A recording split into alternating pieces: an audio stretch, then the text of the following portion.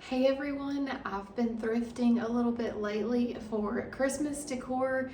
My last video we were in a couple Goodwills and a family crisis center thrift store, and I did pick up a couple things, so I want to share my haul with you guys. Okay, so the first thing that I found and picked up was this little pitcher.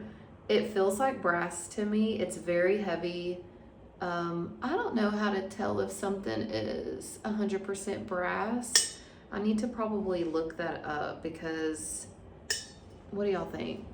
I'm gonna just put a little close up. I don't know how to tell, like, is it the finish or what? But anyways, it's very cute. This is functional, the little lid opening right here. So, and it was $1.49 at Goodwill. So I got this. I'm gonna put this somewhere in my dining room on one of my shelves. And I really like those colors for Christmas because it kind of brings in like that old kind of crusty primitive type of look that I like to decorate for Christmas. I like to bring in modern and old. So, and then because I am obsessed with little chunky Santa Claus, I did get him. He's so cute with his little sack of toys. And there's just something about the old, like, beady little eyes that you can just tell when they're, you know, like, I don't know, old looking. So I did get him, and he was $1.49 too. So cute. I love how he looks. At that same Goodwill, I got this stocking because every year I have issues with stockings because, like, my kids, I keep adding a child to our family, so then I have to like I bought a set of 3 one year for me, Josh, and Riot. Then I bought a set of 4, and I really just need to get my kids some that's like personalized and has like their names on them. I just haven't done it yet. Anyways, so I got this one to either use as decor or to add for one of my kids, and maybe just like embroid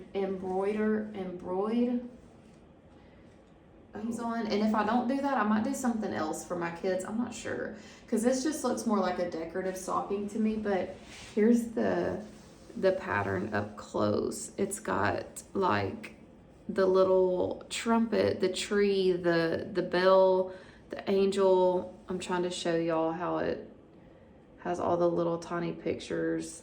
I don't know. I've never seen one like this. It's very cute. And the colors are also what drew me to this. And then I grabbed this at the other thrift, not Goodwill, the Family Crisis Center. It's just a large wooden candy cane. And it's got some holes on the back if I want to like hang it on the wall. And I paid $3.99 for it. And it's just, it has like that look to it. See how the wood is just all kind of wore a little bit. So I don't know where I'm putting this one either, but I don't think I'm gonna hang it on the wall. Definitely not gonna hang it on the wall, actually. I'm probably going to stick it in something, in a basket, or prop it somewhere beside like one of my Christmas trees or something. I have like a set of smaller trees. So I can't wait to take y'all with me to decorate for Christmas, because this is my first year obviously on YouTube, being a creator. So I've never got to really do the whole Christmas decorating, and I really loved doing it for fall. So I have a lot of Christmas stuff. Like, I go all out for Christmas, so I'm excited to do that with you. I got these at the first Goodwill we went to, but I'm gonna just show you like one. So they had a lot of these, and I got 6. They're just Christmas themed,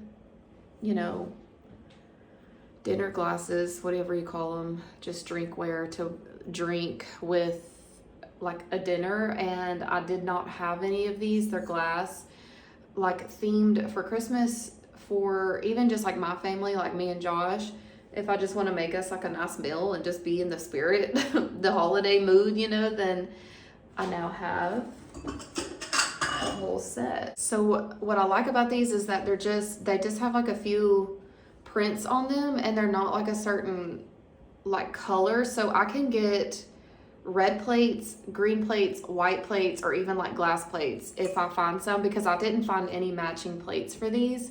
So if I could find some red or green plates and then serve, you know, a dinner with these glasses, I think that would be really pretty. That's it. That concludes my little Christmas thrift haul.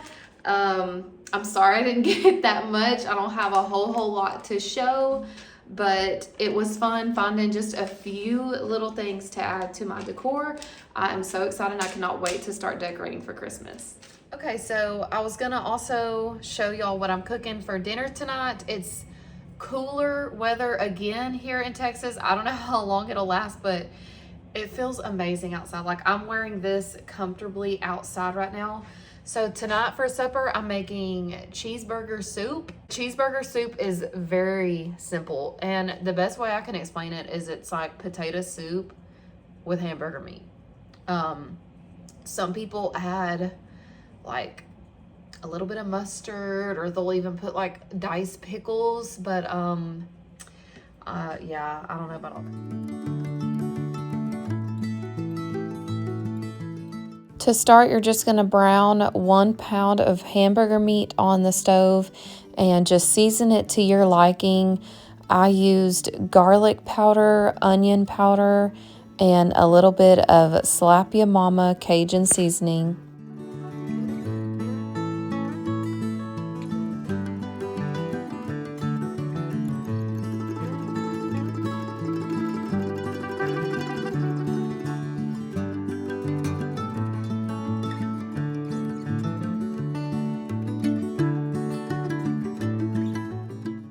And then you're going to chop 1 small or medium-sized yellow onion.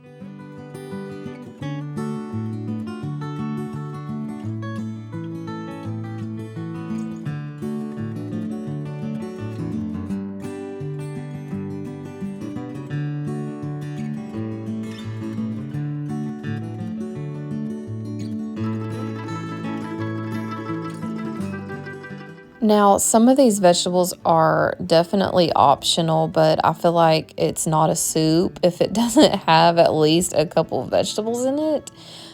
So I just use a couple stalks of celery, and I like to just cut like a vertical line right down them in the middle, so that way I can just chop them up across, and you'll just have like little chopped pieces.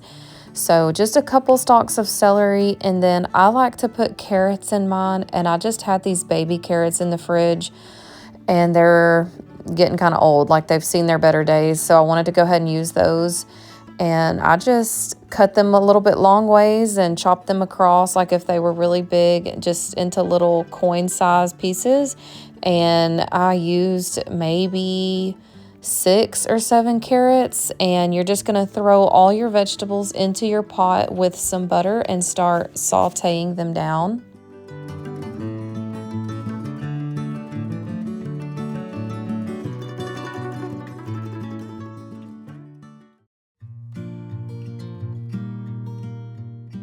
For this soup, I just used russet potatoes. Now, I will say I bought these at our H-E-B, and if you don't know or you don't live in Texas, H-E-B is just a grocery store, but H-E-B has the biggest russet potatoes I have ever seen in my life, so that is why I'm only using 2 of them.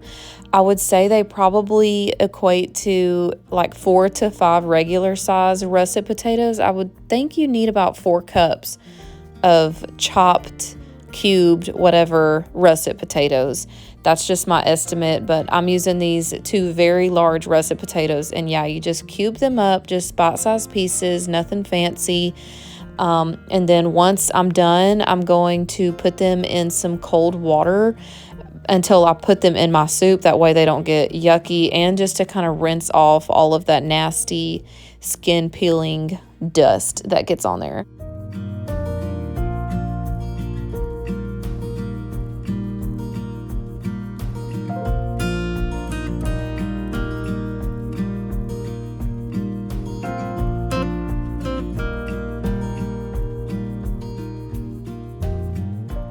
I wanted to also go ahead and tell y'all to stay tuned for a little bit longer if you want to see me make some homemade yeast rolls. That's what I'm serving with this soup, but I wanted to show the recipe and how I make those after I cook the soup. So just stick around and watch me make those because they are amazing. Once your vegetables are starting to get soft, then go ahead and add like a large tablespoon of minced garlic in there and start letting that cook down until it's fragrant.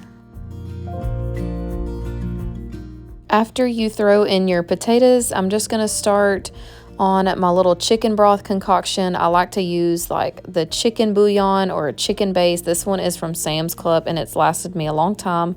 So I have 4 cups of water in my measuring cup that I've microwaved for a couple minutes to get hot. And then I just stick a spoonful right in there to just kind of mix it up and let it start dissolving before I put it into my pot.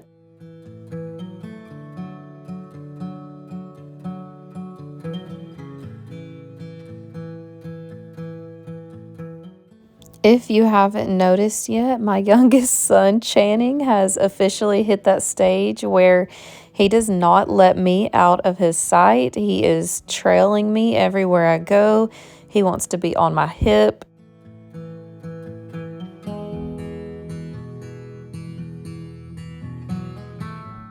After you bring the soup up to at least like a low boil or simmer, then I'm just seasoning it up so that way the potatoes and everything can start cooking into the seasonings. So I just did some salt, and I was trying to go easy on the salt at first because I knew that that chicken bouillon base and all that had a lot of salt in it. So just go easy there. And then garlic powder. I did paprika. I'm doing more onion powder.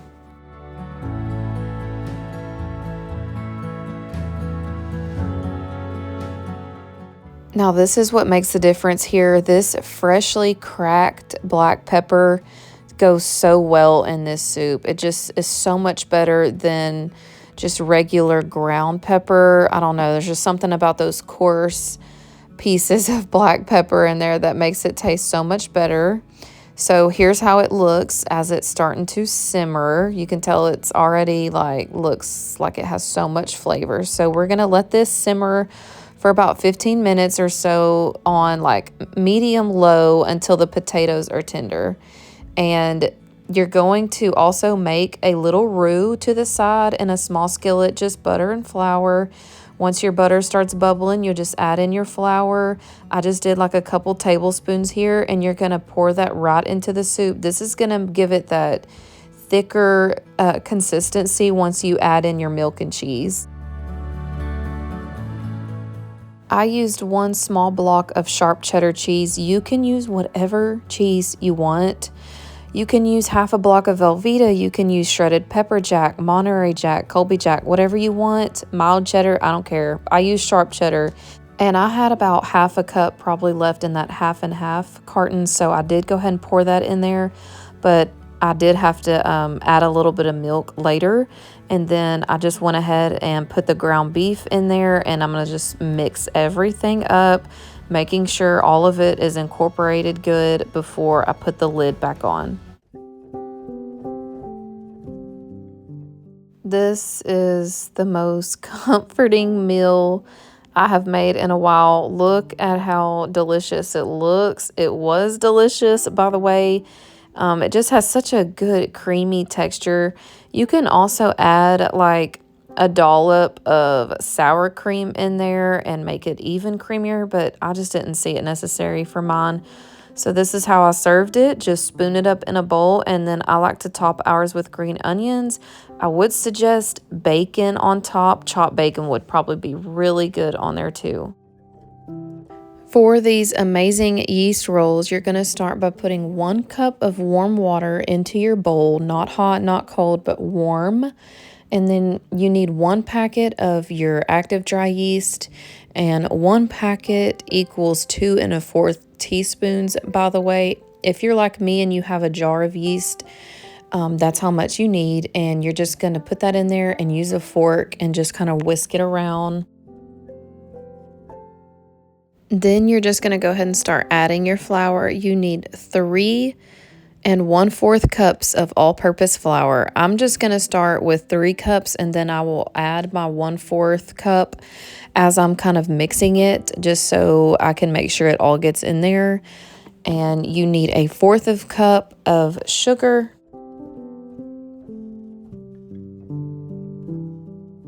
You also need 1 egg and 1 teaspoon of salt. I just grabbed my salt shaker and shook it in there until I thought that it was a teaspoon.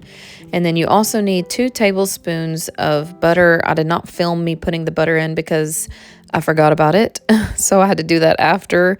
But you can just put the butter in there, chop it up while it's cold. You can warm it. It just doesn't really matter. It doesn't really make that big of a difference.